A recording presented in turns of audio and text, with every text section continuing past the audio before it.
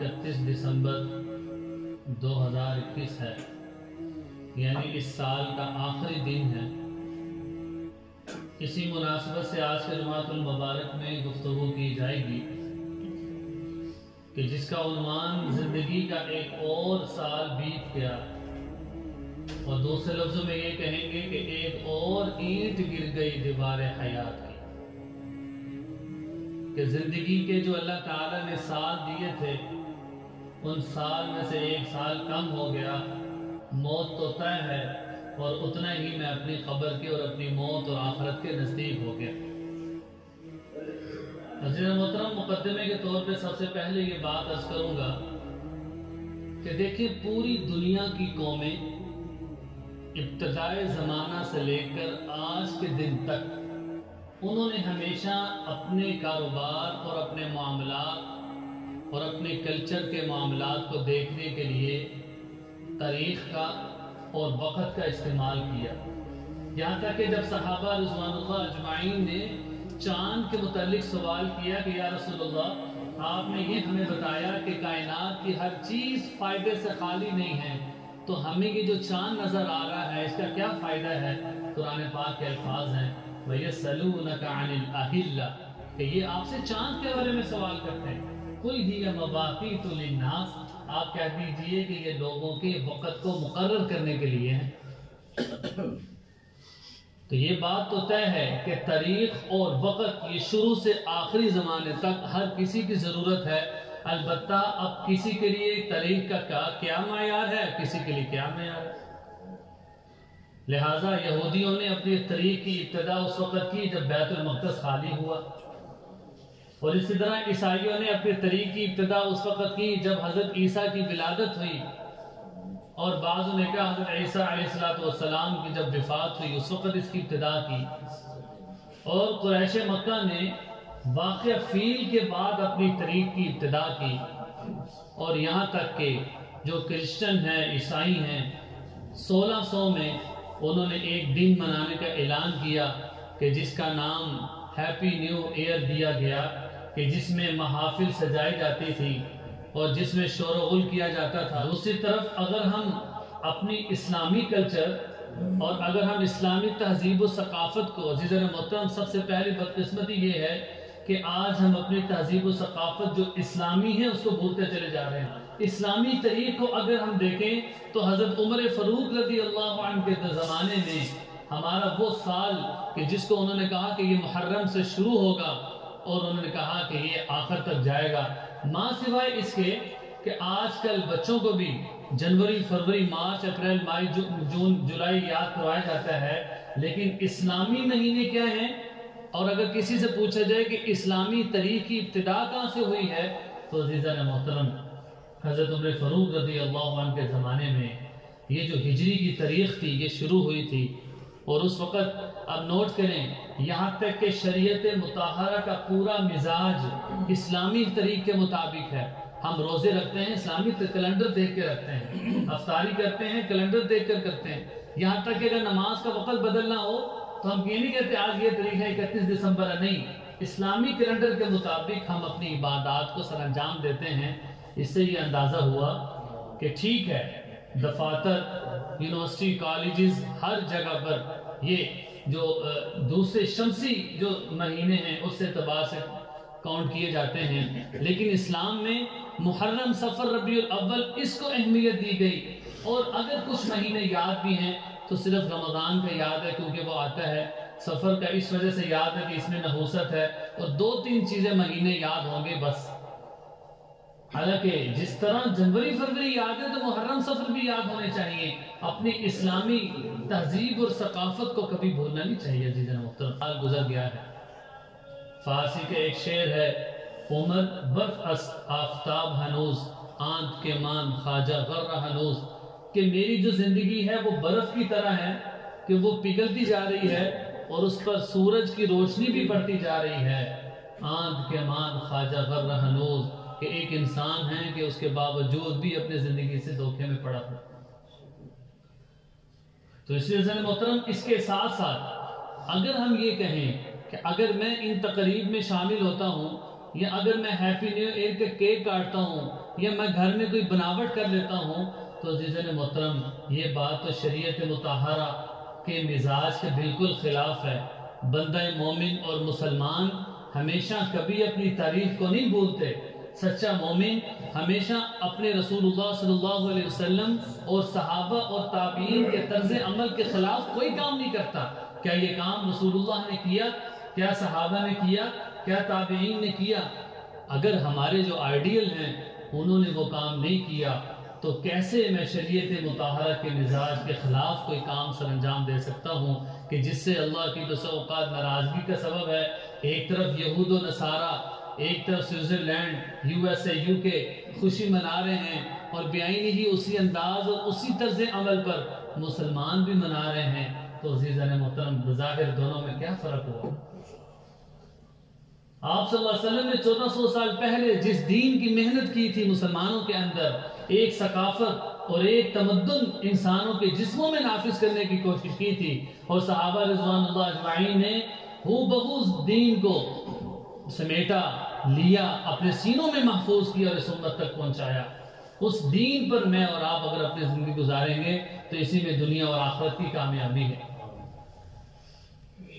تو عزیزان محترم اس سے یہ بھی اندازہ ہوا، قرآن پاک کی یہ جو آیت پڑھی تھی میں نے خطبے میں، وَلَيْسَ لِلْإِنسَانِ إِلَّا مَا سَعَى، انسان کے لیے وہی ہوگا جو اس نے کمایا روز قیامت میں، وَأَنَّ سَعْيَهُ سَوْفَ يُرَى، اور زندگی میں جو اس نے کام کیے ہیں روز قیامت ان کو دیکھ لے گا، ثُمَّ يُجْزَاهُ الْجَزَاءَ الْأَوْفَى، پھر پورا اس کو بدلہ دیا جائے گا کہ کون سا کام اس نے اللہ کی رضا کے واسطے کیا تھا اور کون سا کام اس نے شریعت کے خلاف کیا تھا۔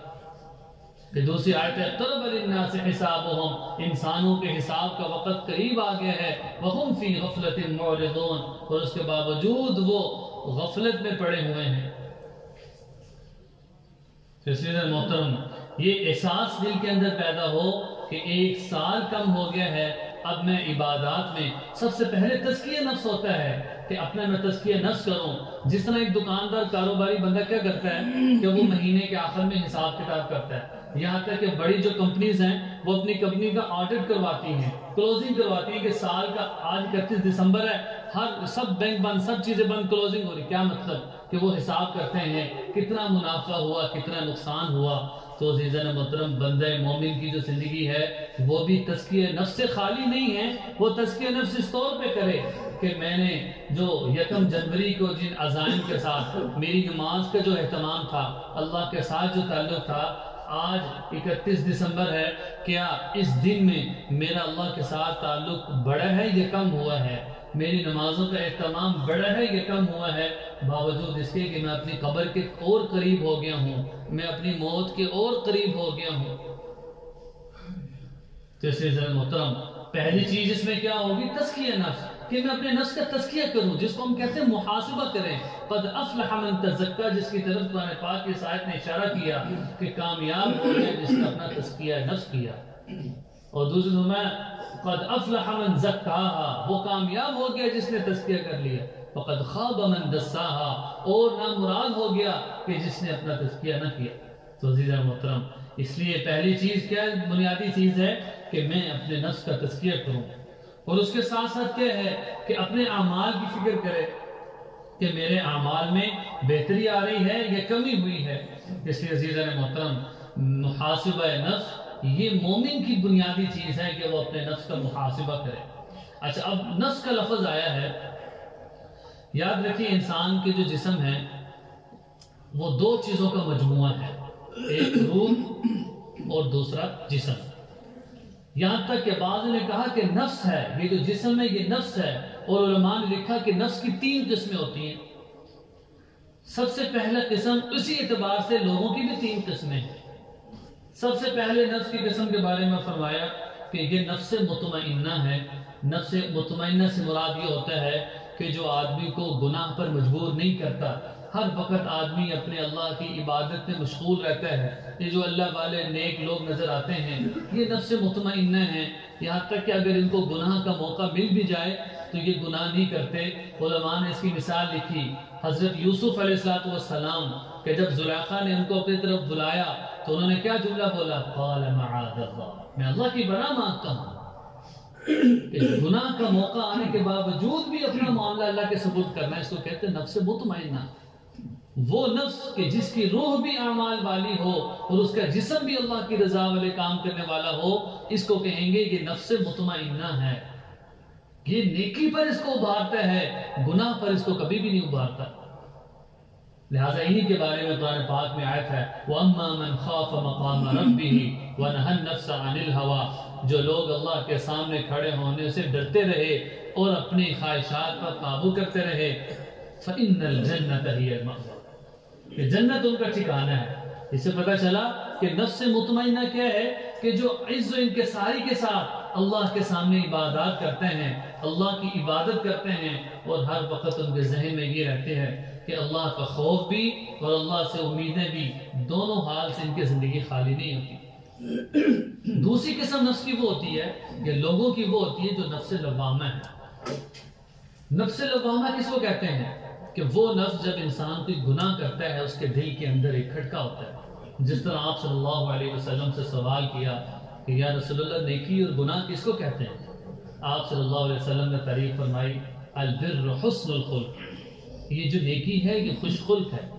والإثم ما حاك في صدرك وكرهت أن يطلع عليه الناس، آپ نے فرمایا گناہ کیا ہے کہ جب تو کرے اور تیرے دل میں یہ کھٹکا ہو جائے کہ یہ میں نے برا کیا ہے، وہی گناہ ہے۔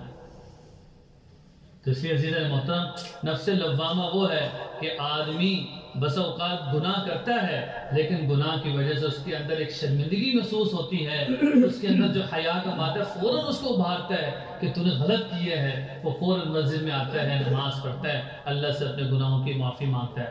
اور جو تیسرا نفس ہے، تیسرے لوگوں کی قسم ہے، اس کو نفس امارہ کہتے ہیں۔ نفس امارہ وہ نفس ہے کہ جو انسان کو ہمیشہ گناہوں پر ابھارتا ہے، یہاں تک کہ جب وہ گناہ کر بھی لے اس کو لگتا ہی نہیں کہ میں نے گناہ کیا ہے، وہ جو احساس اور جذبہ توبہ کا اس کے دل کے اندر موجود ہے وہ بالکل ختم ہو جاتا ہے۔ فرمایا کہ یہ جو شخص ہے یہ سب سے زیادہ خطرناک ہے، کیونکہ بندہ مومن جب گناہ کرتا ہے تو اس کے دل کے اندر شرمندگی اور احساس کی وجہ سے اللہ فوراً اس کو توبہ کی توفیق دیتے ہیں، لیکن جس نے گناہ کیا ہے اور اس کے دل کے اندر کوئی احساس بھی نہیں ہے، کوئی شرمندگی بھی نہیں ہے، تو فرمایا کہ ایسے شخص کو اللہ تعالیٰ توبہ کی توفیق بھی نہیں دیتے۔ تو اس لیے یہ نفس امارہ ہے کہ جو ہر وقت انسان کو برے کاموں پر ابھارتا ہے۔